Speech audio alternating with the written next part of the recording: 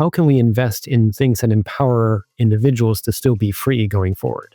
And that's things we can have here at home. But let's face it, there's several nations, other nations as well, that are going to need these technologies as well. Let's become a nation that exports technologies that allow us to coexist and have differences of opinion. Welcome to Smarter Markets, a weekly podcast featuring the icons and entrepreneurs of technology, commodities, and finance, ranting on the inadequacies of our systems and riffing on ideas for how to solve them. Together, we examine the questions: are we facing a crisis of information or a crisis of trust? And will building smarter markets be the antidote? This episode is brought to you in part by Abax Exchange, where trading in centrally cleared, physically deliverable LNG and carbon futures contracts is now underway. Ready for smarter markets? Welcome back to Inside the Coffeehouse on Smarter Markets. I'm Dave Greely, Chief Economist at Abax Technologies. In this podcast series, we're introducing you to Coffeehouse, Smarter Markets' new social media platform for advancing the conversation on climate, energy, markets, and technology. It's a space where the executives and icons you listen to on our podcasts can engage with each other in thoughtful conversations, disagree without being disagreeable, and discuss how our market systems can be redesigned and improved to address the most important challenges of our time, including climate change and the energy transition. That feeling of grabbing a cup of coffee with colleagues to catch up on the important issues is what we're creating on this platform, and our Smarter Markets members are invited to follow the conversation. If you'd like to learn more about Smarter Markets Coffeehouse or join our waitlist, visit Coffeehouse at www.smartermarkets.media. Building new markets begins with the exchange of ideas. Many of today's great exchanges were born in coffeehouses, including the New York and London stock exchanges. At Smarter Markets, we're building our virtual coffeehouse to facilitate the exchange of ideas that will lead to the smarter markets of tomorrow. Our guest today is Dr. David Bray, Distinguished Chair of the Accelerator and CEO and Principal at the Stimson Center and LDA Ventures Incorporated. We'll be discussing how our technology is shaping how we relate to each other today and how we can learn from the lessons of the past to put our technology to work to empower individuals, rebuild trust, and promote a freer and more peaceful society. Hello, David. Welcome to Smarter Markets. Great to be here with you, Dave. Look forward to the conversation. Yeah, it's great to have you here. I've really been looking forward to talking with you, in part because on this podcast, we talk about how to build smarter markets. And by that, we mean markets that are empowered by better infrastructure and technology to meet the biggest challenges that we all face together. And you have done a lot of thinking and work on one of the biggest challenges: how do we use technology to empower individuals to create a more peaceful and freer society? And I thought it'd be good if we could just take a step back and start with how we got here. I'm old. I remember when technology was supposed to be the answer. Often it is, often it seems to be the problem. You know, in the 1990s, the hope was the internet would empower individuals, make us more united, make the world more peaceful, more democratic, more free. So, David, what happened?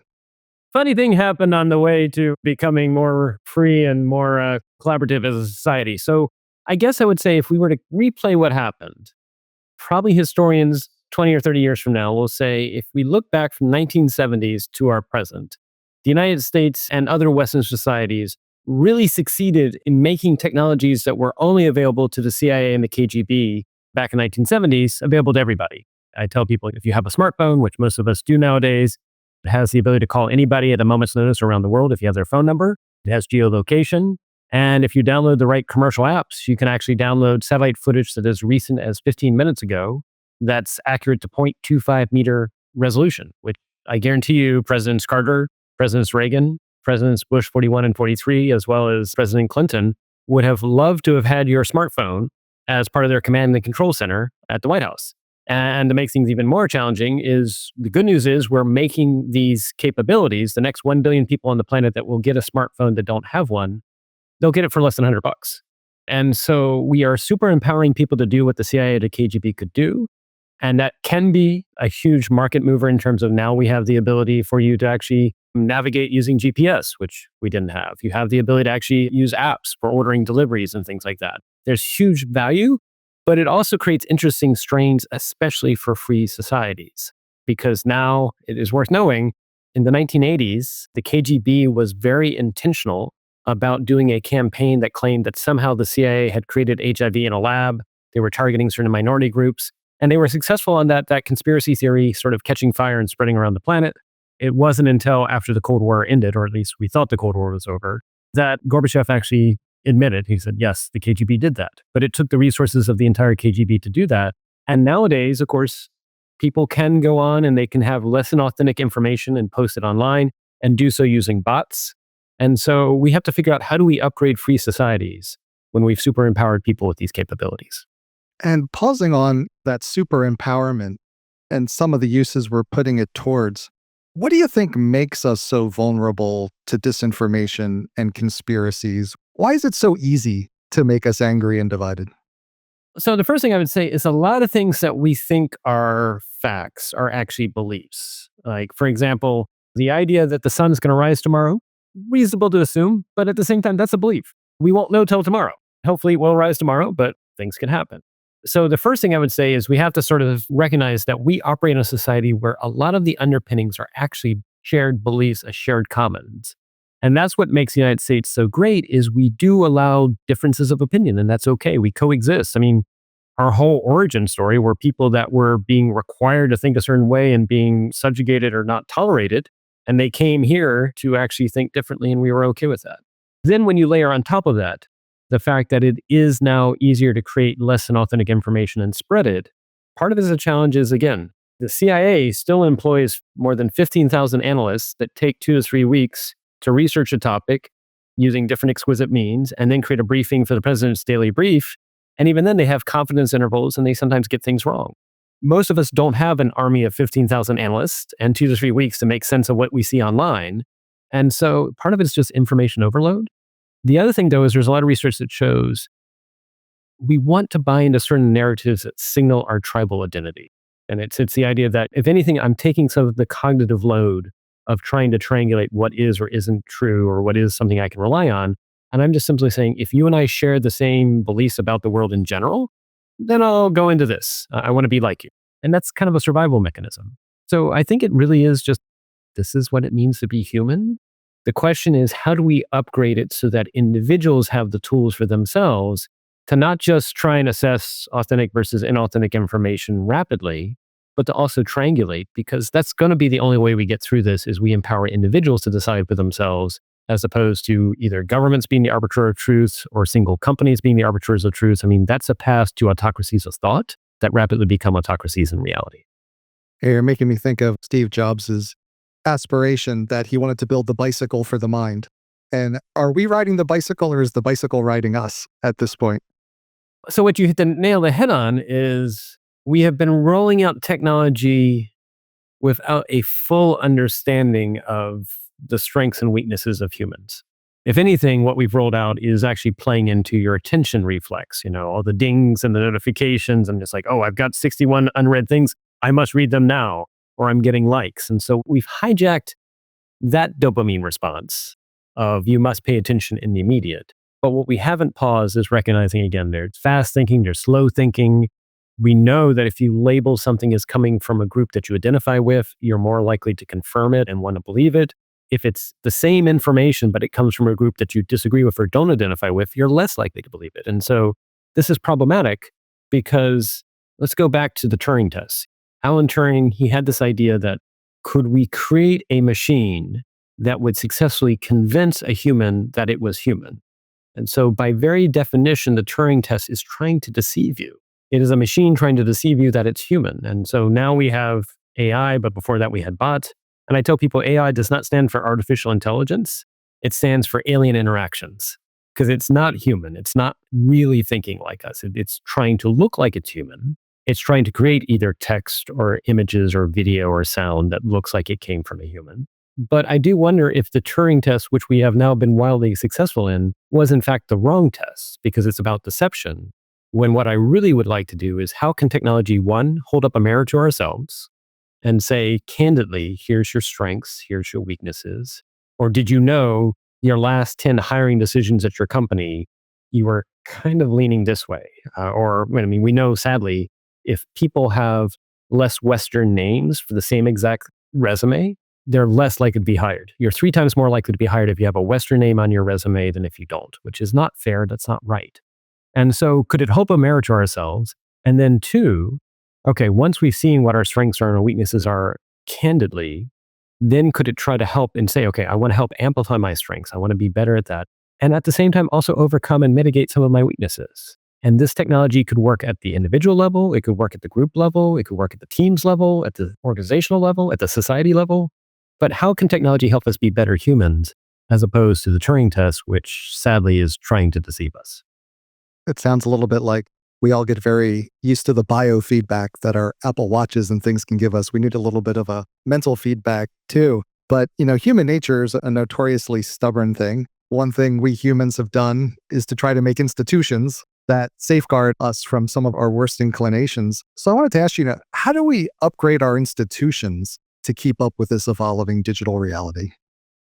Great question. And I like to remind people, when the country was founded, what I will call packet latency, the time it took to send some information, was generally 4 or 5 days on horseback between New York City and Washington, D.C. And so you could have deliberations because communication was slow. And it wasn't until first the telegraph and then the telephone, and then it goes radio and television, and now the internet, that we're expecting decisions to be made, in some cases within hours, other cases within minutes, and some cases in even sub-seconds. And so this demand for doing something at speed is something that we have not designed our institutions to deal with. And we're surprised when things don't go well. And I'll give 3 small examples, and that to sort of illuminate the way forward, which was in 2001, I was part of what was called the Bioterrorism Preparedness Response Program. And I was supposed to brief the CIA and the FBI. It was scheduled weeks in advance as to what we would do technology-wise should a bad day happen. That briefing just happened to be scheduled for September 11th, 2001 at 9 o'clock in the morning. 8:34, world changes, briefing is postponed. We deal with the response to 9/11, stand down from hell on October 1st. October 3rd is when I briefed the CIA, only to have the first case of anthrax show up 24 hours later in Florida. Later, there were the events both in DC and New York. And I raise that because there were plenty of conspiracy theories, both about 9/11 and the anthrax events, that somehow this was false flag. We had done this to ourselves. But the information infrastructure wasn't there to really let the conspiracy theories catch hold. All right, well, fast forward now to 2009, I'm on the ground in Afghanistan. Sadly, there was an event in Western Afghanistan where the Taliban took a photo of a US fighter jet flying overhead, which was true. It was flying overhead, but it was just flying overhead. And then sadly, they detonated a propane tank and claimed that there was a US airstrike that had killed innocent Afghans. And they put these images timestamped on social media. The US Department of Defense said, we're investigating, which is true, they were. And unfortunately, it took about 4.5 weeks to figure out what happened because it was a mess. And by the time it was actually figured out what had really happened, the news bubble had moved on. Unfortunately, popular press had been saying this is awful. How could this be going on? And our own ambassador had apologized. And so I raise that because that was 2009, not even using generative AI for inauthentic information. It was just information out of context to mislead you. And then finally, another example I'll give is in 2017. We have a shared friend, Michelle. She knows this. I was at the FCC, Federal Communications Commission, in a nonpartisan capacity. And we had a high-profile public commenting period. And for listeners not familiar with what public commenting is, it dates back to 1946, where independent regulatory agencies, before they make a decision, should ask the public for any legal concerns that they need to consider. Doesn't mean it's going to change their minds, doesn't mean they're not going to change what they're going to do. But when they finally make their decision, they have to address any legal concerns and say, here's our answer. It's not a vote. It's not an opinion test. It's not anything like that. Well, most government agencies get less than 10,000 comments over an entire 120-day period. Now, we had asked if we could block bots using CAPTCHA. Unfortunately, General Counsel said if someone can't see and can't hear, they won't be able to file. So that's a violation of the Administrative Procedure Act. You can't use CAPTCHA. Okay, could I use invisible methods or things like that? And I said, no, that looks like surveillance. Can't do that either. I said, could I block obvious spam defined as 100 comments a minute? They said one of those 100 comments might be legitimate. So no, you can't do that either. So we ended up seeing 6,000, 7,000, 8,000 comments a minute at 4 a.m., 5 a.m., 6 a.m. US Eastern time. And again, I get people are passionate about this topic, but given that less than 1% of government agencies get 10,000 comments over 120 days, and I'm seeing about that in a period of 2 minutes, I don't need much more evidence to say it's not all real. But anyway, the chairman's office said, is this a denial of service? I said, not at the network layer, because the network's fine, and the system has not been compromised. No data has been breached. But effectively, given the rules of engagement, you are causing the application to get flooded. What I didn't know is there was a small pocket of both sides of the aisle, because 4 years later, in 2021, the New York Attorney General concluded of the 23 million comments we got, and again, less than 1% of government agencies give 10,000 comments. Of the 23 million comments, 18 million, 9 million came from one side of the aisle, 9 million came from the other side of the aisle that had manufactured them. And that was 2017. And so I raise that because it seems like in each of those examples, it's easier for conspiracy theories to catch fire and for people, unfortunately, to make incorrect decisions based on the immediacy of the moment. And it's also taking longer and longer to discern what really happened. And so I think the question is, how do we upgrade our institutions so that the public is willing to trust them, even in the midst of trying to figure out what's really going on and we don't have all the information up front? And how do we do that? Because it seems like so much of this, it's designed to overwhelm our capacity to focus, our capacity to be deliberate, our capacity to make good judgments. It's things that we've seen before in other cases. It's like someone just shouting over everyone else so no one else can have a conversation. It's lawyers burying you in paperwork so you can't mount a defense. Is there some way to make our institutions more resilient to this type of assault? Great question. And actually, right before this conversation we were doing, I was actually talking to some spokes about this in the special operations context. U.S. military forces, the challenge is because we are a free society, if our U.S. military forces ever get pulled into a conflict, now it's the case that adversaries could flood our own information space and claim they're doing things that they're not. They're doing things that we're like, oh, that's awful. How could it happen? Well, it might not be true. But if you erode the public support of our own military, that could undermine the very thing that makes us us. And so I think the first step is to step back and say, what do we mean by trust?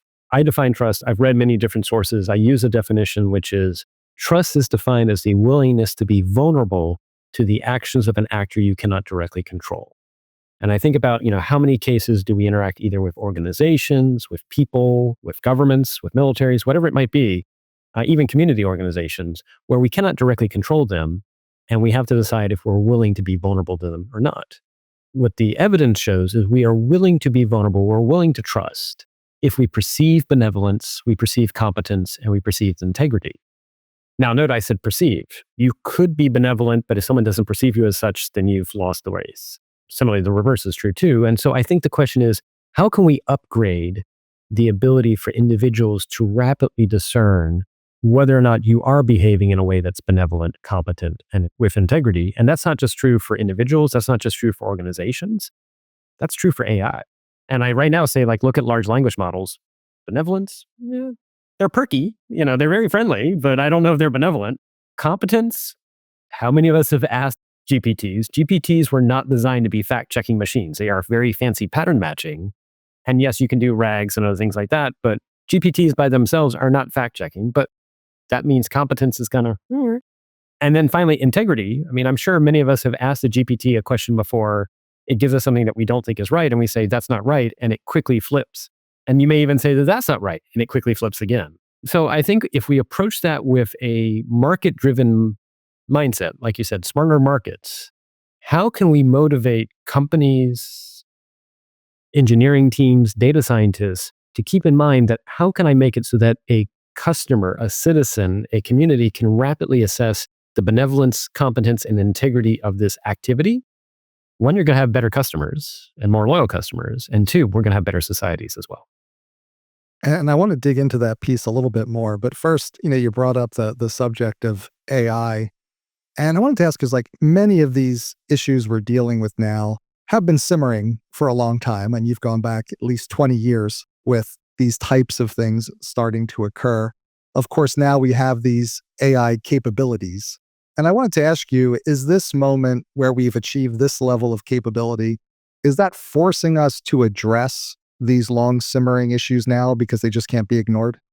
Oh yeah, I think AI is a stalking horse for deeper organizational and society issues. You look at any headline that says How do we know if AI is ethical? How do we know if AI is biased? How do we know if AI is making good decisions? Replace the word AI with organizations. How do we know if organizations are ethical? How do we know if organizations are biased? How do we know if organizations are making good decisions? And we have some mechanisms. I mean, in theory, when you put in place corporate oversight boards, that should be a check and balance over the rest of the organization. But we know, unfortunately, there's also flaws as we pivot away from being both a shareholder and a stakeholder economy to being more in the almost only a shareholder economy. We're not thinking about the stakeholders. We're not thinking about the equity of the employees. And so that's a bias. Another example, court decisions. We have citizen juries that are more than one person precisely as checks and balances to this decision making. And so I think we can look to solutions.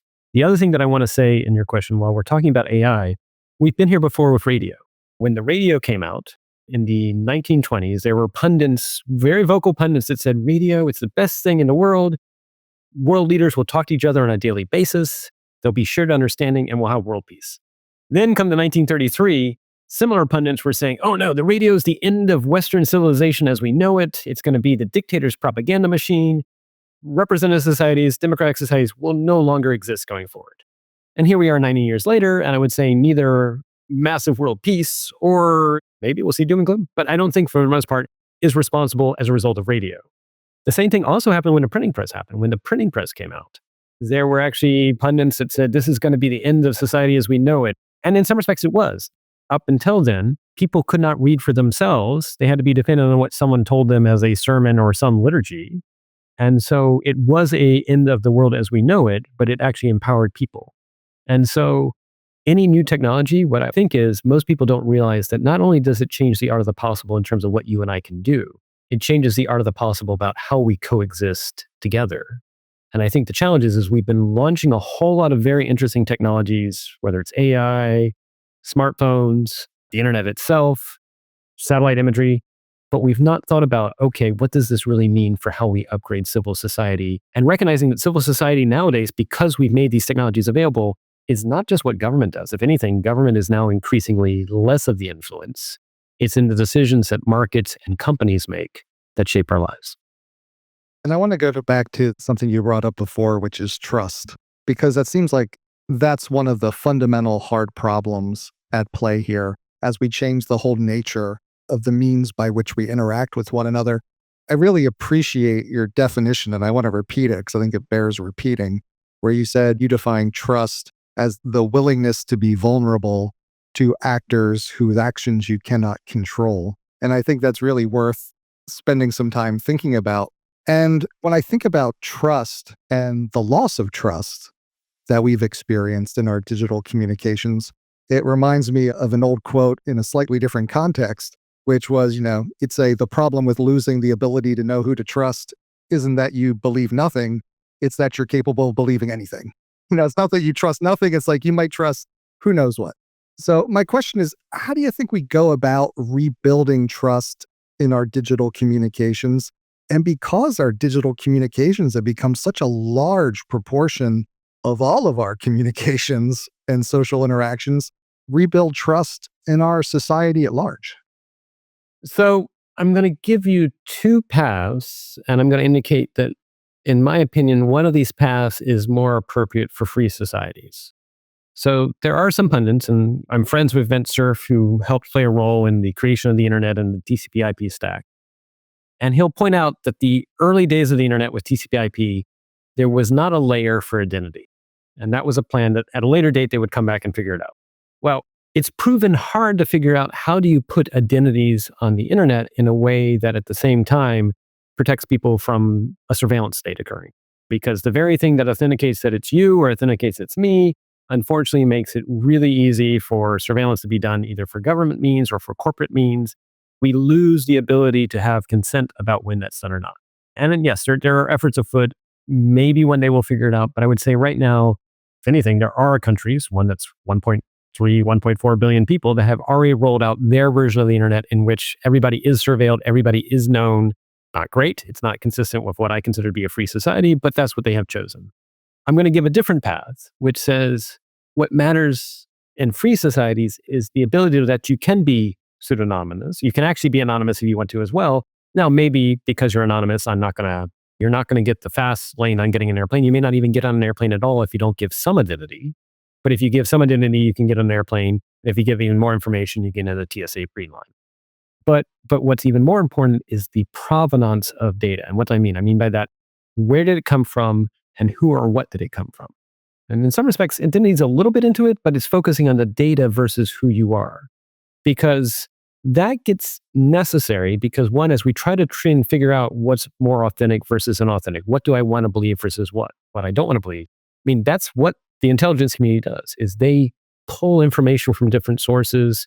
They have different degrees of confidence in those sources. And as a result, they try to complete the whole picture. And I think if we're going to find any solution that allows individuals to do the same thing, we have to start with, how do you know that that's really coming from a source that in general has been more right than wrong over the last 3 to 4 years? Or is something that I'm willing to say they actually did some vetting? And again, you may choose and say, look, I'm also going to include sources that I know are politically biased, but they're part of my team and that's okay. And that's fine. But if we can focus on the provenance of data, that helps solve issues for corporations trying to figure out, what are we going to do about this market or this supply chain? That helps communities figure out, which is this a reliable source of news about what's impacting us at the local level or the national level? And finally, it helps us deal with the fact that we're increasingly going to have synthetic information and machine delivered information. And how do I know that what this machine was trained on is anything that's reliable, let alone if the machine itself, whatever it's giving me, is reliable too? And so does it always come back to, is trust always about the actors and the reputation? It is the reputation of the source, is what I would say, or something like that. So part of the benevolence, competence, and integrity is the question of, is this source of information competent? If somebody says, I'm going to tell you the best way to do surgery. Oh, by the way, I've never done surgery before. I don't have a medical degree and things like that. You're kind of like, you might be benevolent. You might have integrity, but I'd rather have someone that's actually had some medical training. At the same time, if you have someone that has had medical training, but you're unclear about their integrity, and in fact, we have solutions to this. This actually happened 1,000 years ago, give or take, when this disruptive technology occurred where people could now live and die in cities different from where they were born. And so Europe and other continents around the world faced the problem of, how do I know if you, Dave, who just showed up in my city, and you say you are a practicing doctor, lawyer, or academic, how do I know if you have my best interest in mind? And so the solution was these things called professional societies. And what a professional society was, is you would be credentialed if you had the knowledge of doing something. So you knew how to do medicine, or you knew how to do law, or you knew how to teach a subject, and you also had experience in it. So, as we know, and that's where I sometimes want to point out to people, knowledge of something is not experience. You have to do both. And then finally, you took an oath. Could have been the Hippocratic Oath or something like that, but you took an oath to do the best interest of your customer or client. And then if anything ever came up in the future, let's say somebody says you did something wrong. Well, the reality is most of the public does not know how to assess if that really was or wasn't the right medical procedure, or if that was or wasn't the right legal procedure. And so your peers would evaluate you. And if your peers found you did wrong, then you'd be censured, or your license would be revoked. Or they'd actually say, no, this is actually what was right. And the public was willing to do this insofar that they saw that your peers still stood for the interests of the public. Now, it's interesting to note a couple things. One, what the internet has done is it's kind of eroded this idea of professionalism, that now everybody can be a, backseat quarterback or something like that. But then two, we've sort of lost that social contract between professional societies that say, look, you may not be able to understand AI, but we will hold each other accountable in a way that is visible and you can understand. We have certified ethical hackers. We don't have certified data scientists that are ethical. We don't have certified ethical AI folks. And I think in some respects, I would like to see that happen. I'm not going to say that's going to be sufficient to restore trust, but at least a society that holds their members accountable and does appropriate reviews and revoking of licenses if they think that somebody has done something that was not in the interest of customers, of citizens, of society. And it is interesting that having to think through so many of these issues that most of us don't think about that often, but so much of what we trust, it's somewhat transferable. We trust someone because someone else we trusted told us they were trustworthy. And you just kind of go back and back and back and back, probably to like our parents. Let me give you another example too. And at the same time, you trust a CPA, a certified public accountant, even if they're in a company you don't trust, because you know that the certified public accountants standards and their license is dependent on them telling their boss, no, I'm not going to cook the books just because you asked me to. No, I'm not going to fudge the numbers, because you know they have that, one, they have that requirement, and two, they have that, it's actually expected of them to tell that to their boss. And so I find that interesting, because that's an interesting intervention, which is how can we empower individuals that even if they get undue corporate pressures or political pressures to do something untoward, they have the ability to speak up in a way that's not necessarily a whistleblower. They're just saying, like, look, that is not what my profession does. And it's interesting, right? You think of like that CPA accreditation, that's valuable, right? It's almost like you've got skin in the game, you've got a bond posted, and you're not going to take the bad action because you have value at risk and you don't want to lose that. Yeah. And so I think that is actually, if you go back to the United States' founding, one of the papers I love to cite is Federalist Papers number 51, in which they wrote and they said, what is government but the greatest reflection of humanity? If all men and women were angels, no government would be necessary. So like at that very beginning, the founders were saying, yeah, we recognize some people do good things, some people do mediocre things, and some people, yeah. But that said, what they then say is the way to have checks and balances in the system, they also call it, and they say, the best way to prevent a king is to have ambition counter ambition. And so they played right into human nature. And they said, look, it's not going to be perfect, but if instead of having just one individual who's ambitious, you have multiple ones, and that actually is a way that things work themselves out. I mean, the reality is we have 535 members, of the different parts of Congress. That will serve as appropriate checks and balances. And in the end, in the long term, result in something that is more likely to be aligned to the interest of communities and the public than an autocracy would be. I want to come back because when you talk about the importance of the provenance of data and the provenance of information, and that being kind of foundational to establishing trust, to establishing privacy. But then I think back to the first part of our conversation, and we talked about how we're so overwhelmed with data, we just don't have the processing power. How do you think through that? How do we, if the provenance of the data is so important, how do we maintain it despite the torrent of data that we're subject to? To answer that question, recently I was asked to actually speak at a GAO, General Accounting Organizations conference, on how AI was going to impact auditings and how auditing was going to impact AI. And this was kind of a great conversation to have, one, because it's very timely, and two, obviously I had experience in 2017 where there was a flood of bots and people were trying to figure out what happened. I was halfway through my keynote and I could look around and see the auditors and I could see their faces were like, oh, this is going to change. How do we make sense of future evidence when less than authentic evidence is going to be so easy to generate? I mean, in fact, we're already there. So the question about data provenance, it's almost like you need an opt-in system. Because again, if we force things, then we're rolling out either state surveillance or state capitalism, whatever it is. We need to recognize that the solution is people can choose to opt in and choose to share those signals when they want. And I think it's going to be when you're in a corporate capacity, when you're in a government capacity, when you're even in a civil society capacity, you have the option for additional information about the source that you are and the information that you are providing to be done. For example, you don't need to know my birth date, but I can signal that I am over 21 in a way that is computationally hard to fool. And so that also indirectly solves the identity question, but in a way that doesn't become surveillance. Because I may choose to be completely anonymous, or I may choose to have a pseudonym. And at the same time, then when I give you my information on social media or something like that, you're like, no, we don't really know who this person is. And maybe there's a reason why they're anonymous. Maybe they don't want to have reprisals or something like that. But otherwise, why are they really anonymous? At the same time, I want to be very cautious because there is a thing in China called sesame social credit, where people have basically, the state, the nation has gamified reputation. And they've done so in a way that the state itself has defined. You post good things about the party, you show up at these right places, then you see your score go up. You post bad things about the party, you're in the wrong places, you're at a rally that you're not supposed to be, your score goes down.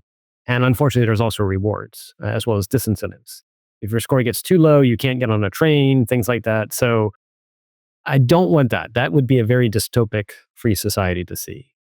And so I don't have an easy answer other than what I would love to see in 2025 is that we see more states operating on the local level to begin to develop sort of locally driven tools that help with data provenance, that help with triangulating things. The two other options that I would also suggest is in the UK, they have this thing called data cooperatives or data trusts, which is this idea that using existing contract law, you don't need any government regulations or anything like that, but using existing contract law, people can come together and say, look, we all care about Parkinson's research or Alzheimer's research because maybe we have family members. And we're willing for our data to be used to inform research in this area, but only for those purposes. And we have a contract. Each year we're going to have an audit. We intentionally put in place a board of some of the stakeholders that are either randomly selected or voted upon. They represent our interest. And then finally, and the thing that we need to do more of is we need cases where the algorithm is coming to learn on the data locally, not the data is being copied or hoovered up. Because I do worry that we may be reliving the moments of Napster. For those who aren't familiar with Napster, Napster in the 1990s was a file sharing platform that was a little dubious on how it respected artist integrity, intellectual property rights. I worry we may be doing the same thing with some flavors of generative AI where pay no attention to how we got the data, whose data it is, or any remuneration back to those people. And I don't want to see that succeed. I want to see a system where actually people use contract law to say, I recognize my data by itself.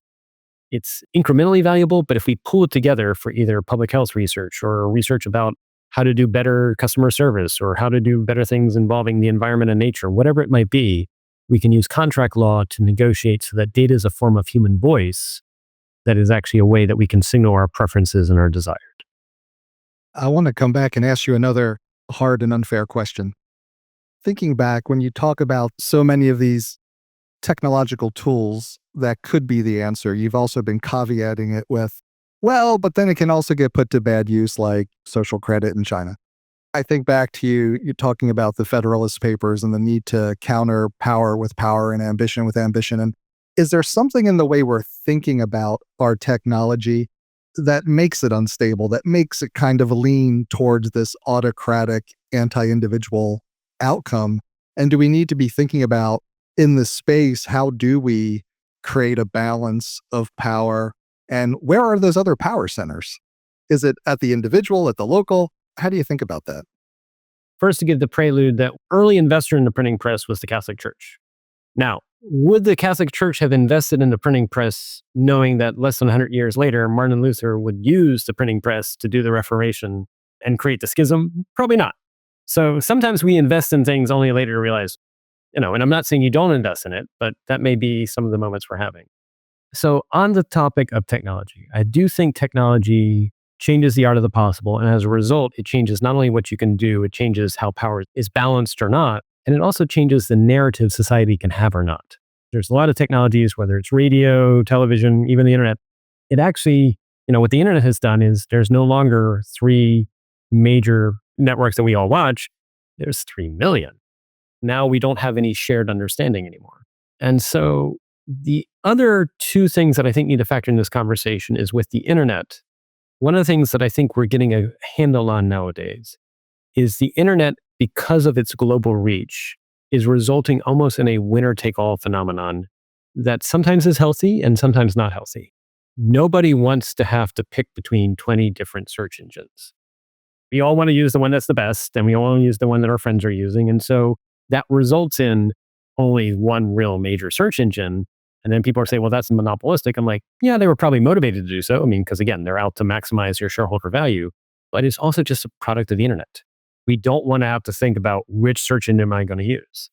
You look at what's happening with AI right now, and it's almost the opposite of what happened in the early days of the World Wide Web. When the World Wide Web came out, it was fairly easy to launch a website. It was fairly easy to sort of be online. And what's going on with generative AI right now is, unfortunately, it's only a few major players.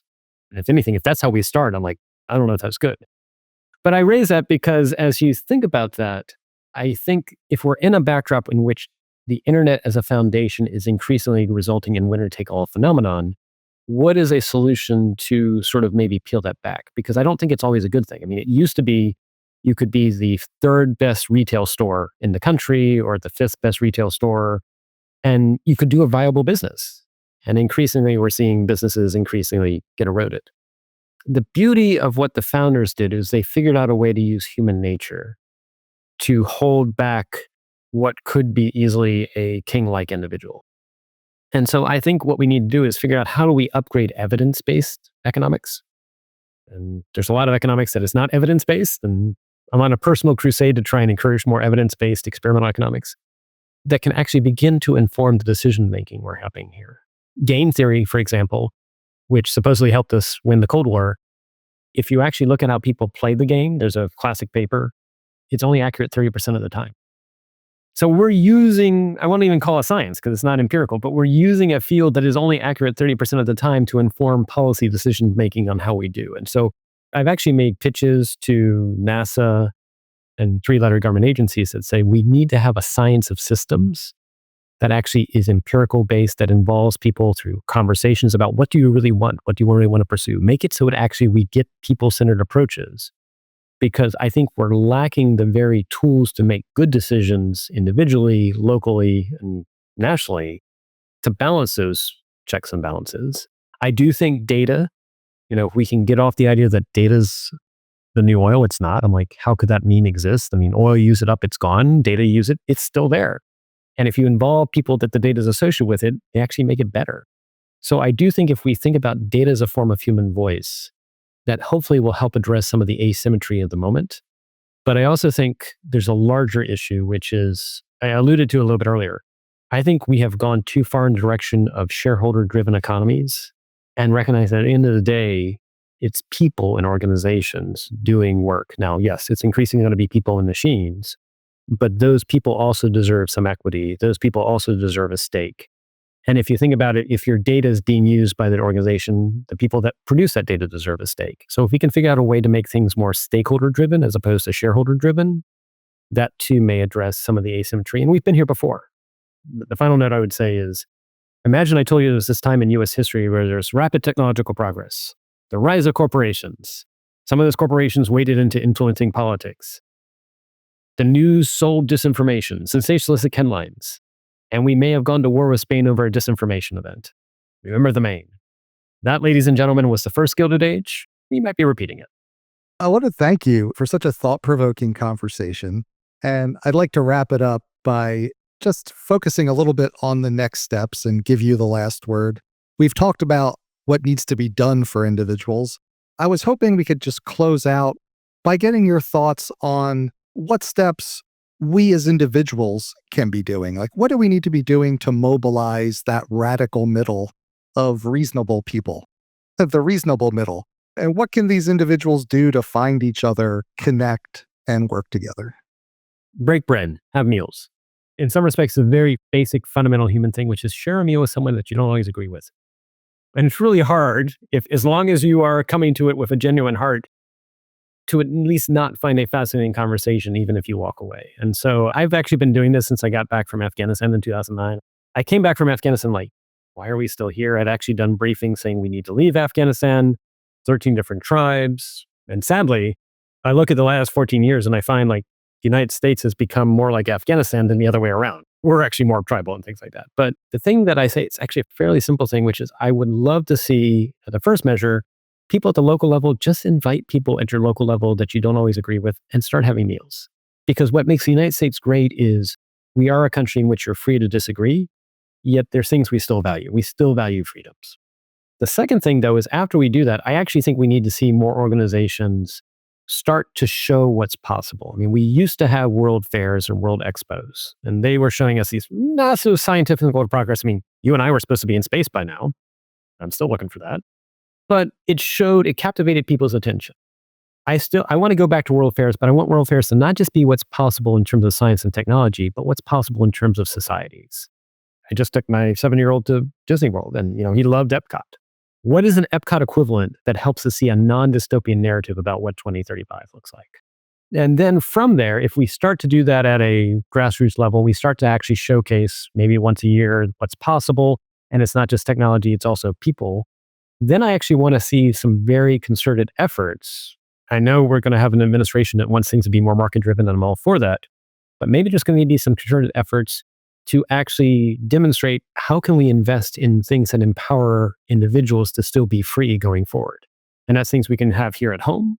But let's face it, there's several nations, Ukraine, Taiwan, other nations as well that are going to need these technologies as well. let's become a nation that exports technologies that allow us to coexist and have differences of opinion. And that can even include just simple graphical novels. I actually made a pitch before COVID. It was 2019, and then unfortunately COVID happened. It was called The Million Bus Rider, or the $1 Million Bus Rides. And the idea was, if for $1 million, I could have $1,000 bus tickets, and I was going to have people from more red parts of the country go to blue, more blue parts of the country go to red, and I was going to actually interview them before they did it, get them to upload their thoughts, have them do the bus ride, have them spend 2 weeks with a family, have them give their narratives there, and then when they come back. And it really is just sort of the idea that experience can transform your thoughts. Then you realize that my perceptions about the other were actually not exactly accurate. And I was then going to say to Netflix, you make this a documentary, it'll probably actually pay for itself and be sustaining. So maybe you and I can pitch it to Netflix, but start with shared meals, then figure out how a way to sort of show the possible in a way that's non-dystopian, that is optimistic, and then finally make it a concerted program to actually do those exchanges. Thanks again to Dr. David Bray, Distinguished Chair of the Accelerator and CEO and Principal, Stimson Center and LDA Ventures Incorporated. We hope you enjoyed the episode. We'll be back next week with another episode of Inside the Coffeehouse. We hope you'll join us. This episode was brought to you in part by Abax Exchange, where trading in centrally cleared, physically deliverable LNG and carbon futures contracts is now underway. Ready for smarter markets? Contact us at onboarding@abax.exchange. That concludes this week's episode of Smarter Markets by Abax. For episode transcripts and additional episode information, including research, editorial, and video content, please visit smartermarkets.media. Please help more people discover the podcast by leaving a review on Apple Podcast, Spotify, YouTube, or your favorite podcast platform. Smarter Markets is presented for informational and entertainment purposes only. The information presented on Smarter Markets should not be construed as investment advice. Always consult a licensed investment professional before making investment decisions. The views and opinions expressed on Smarter Markets are those of the participants and do not necessarily reflect those of the show's hosts or producer. Smarter Markets, its hosts, guests, employees, and producer, Abax Technologies, shall not be held liable for losses resulting from investment decisions based on informational viewpoints presented on Smarter Markets. Thank you for listening, and please join us again next week.